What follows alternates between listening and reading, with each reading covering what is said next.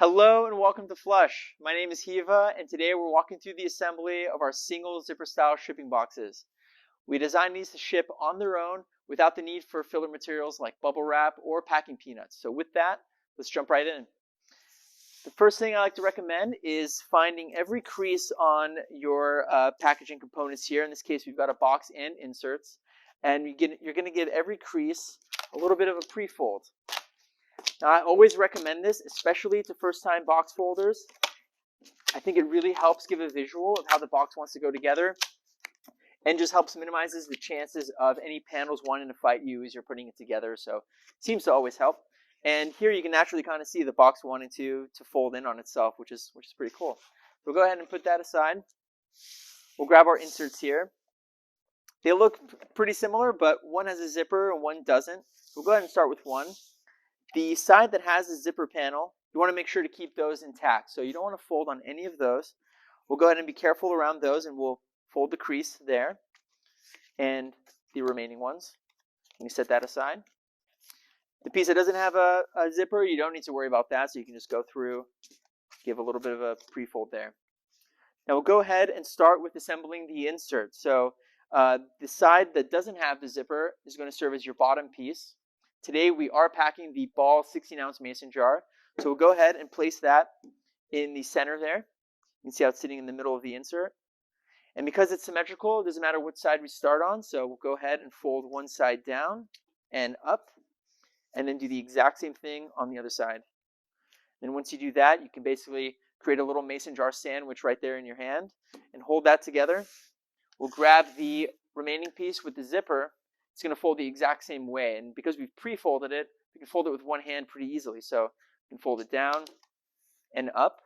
You can see we have slots there and matching slots on the other side, and those are going to line up.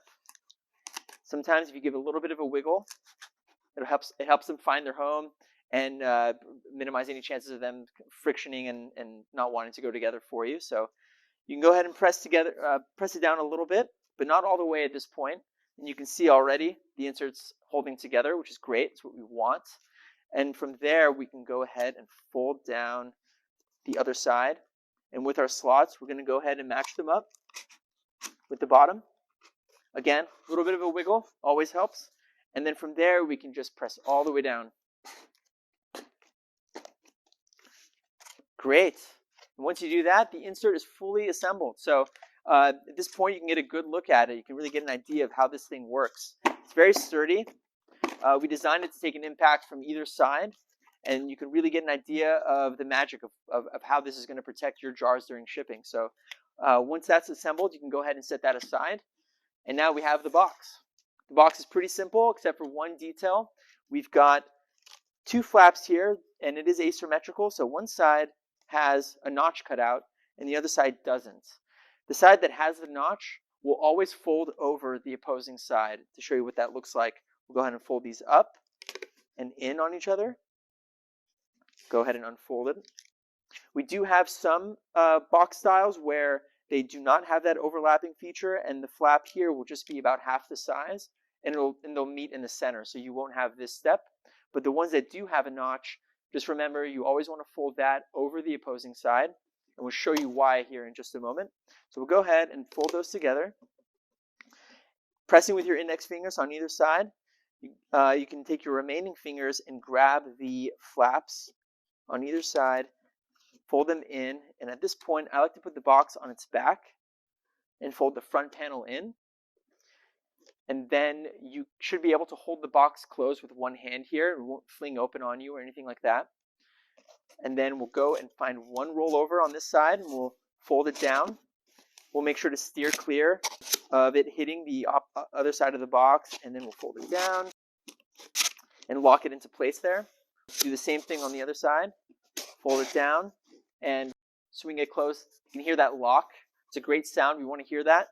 And as added insurance, I always recommend taking your fingers and running it along the bottom of the box, just making sure that tab is in all the way. It just makes me feel comfortable that we've done it correctly. So go ahead and fold this top panel back. And then the insert that we assembled earlier, we'll go ahead and orient it with the zippers up, place it inside the box, and then press down all the way. You hear friction in. That's great. That's what we want to see. You can see with the box in, we have our little tabs on either side. Now those tabs are there for your customer to pull on either side and unbox without the need for any knives or cutting away like they're probably used to with bubble wrap and things like that. So we've done away with that. You can use those tabs to pull and reveal the jar underneath. So we'll go ahead and close up the box. And all it needs now is a piece of packing tape along this bottom edge. We always recommend using something like craft reinforced tape, but otherwise any packing tape that you use will do. And the top panel is sized to accommodate any 4x6 shipping label. So we always recommend placing your shipping labels on the top panel. And then the remaining panels are there to dress up how you like. So you can use custom stamps, custom stickers. Really, your imagination is the limit on that. But we encourage you to make it on brand and make it your own. Thank you again for watching. We hope you love your boxes. If you have any questions about them, feel free to reach out to us. We'd be happy to help. Thanks again.